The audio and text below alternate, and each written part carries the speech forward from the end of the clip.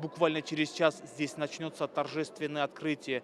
Сейчас здесь проходят репетиции. Праздничные мероприятия начались с выставки осетинских художников, которые проживают в Санкт-Петербурге. Среди картин Андрея Скифа-Базаева, Вадима Каджаева и других уникальные работы, вызвавшие неподдельный интерес жителей города на Неве. Ровно в полдень состоялась торжественная церемония открытия Дней Осетии в Санкт-Петербурге.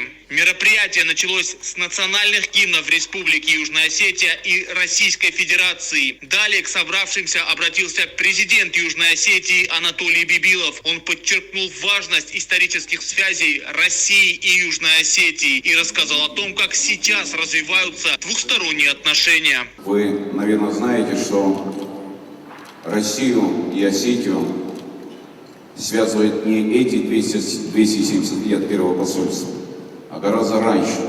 За эти 270 лет первое мероприятие, которое проводим в связи с образованием посольства.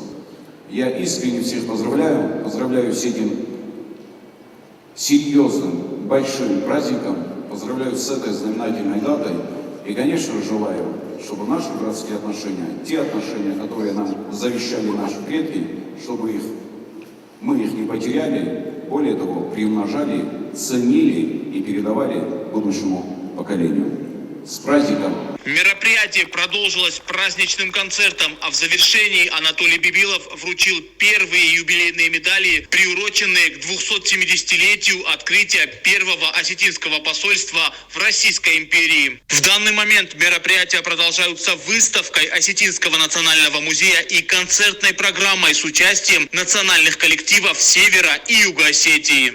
Это был первый день праздничных мероприятий. Завтра они продолжатся уже в Государственном Эрмитаже, и мы вам о них обязательно расскажем.